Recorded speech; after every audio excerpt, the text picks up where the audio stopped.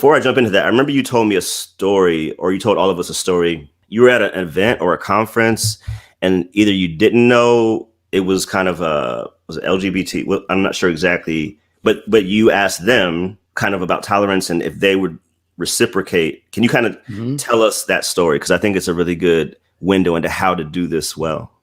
Yeah, sure. This was 2014, if I remember correctly. And the Obergefell same-sex marriage Supreme Court ruling was 2015. So it was when there was all this cultural discussion about the LGB, not so much the T, and how the church was going to respond. So I went to this national conference that was intent on reforming the church from within, getting Christians to adopt what is called an affirming view on same-sex relationships, that God is fine with same-sex relationships, but the biblical account is just against, say, master-slave or pederasty, an adult and a child, but would be fine with the monogamous, loving, mutual same-sex unions we see today. That's the argument.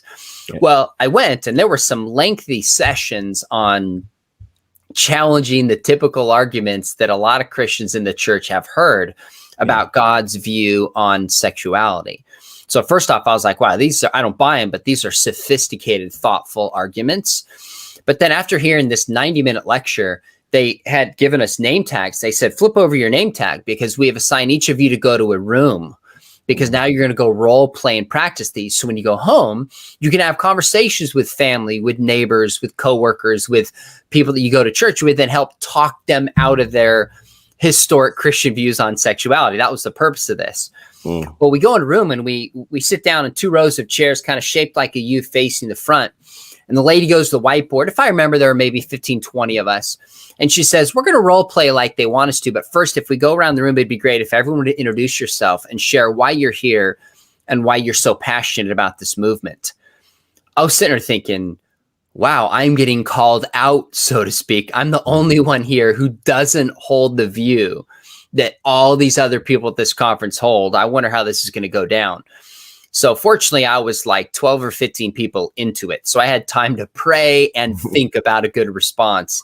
Yeah. And when it was my time, I stood up because that's what everyone was doing. I just said, hey, my name's Sean McDowell. I teach at Biola University, which a lot of people there kind of turned and looked at me and were like, huh, that's interesting because Biola is a historic Christian inerrantist conservative Bible school with that reputation. Holds a historic view of marriage. I said, I think exactly what I said, some effect of, look, that means I'm probably not theologically where you want me to be.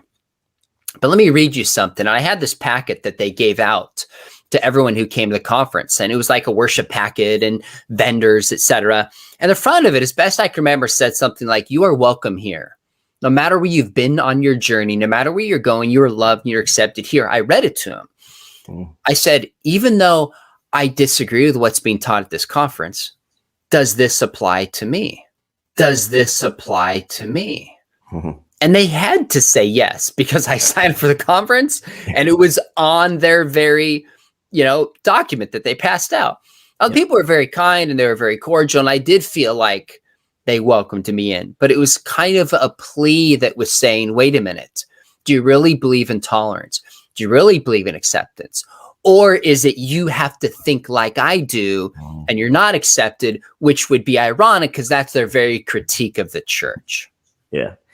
No, that was so good. And I think that thankfully you had time to pray and God could give you the directions on that.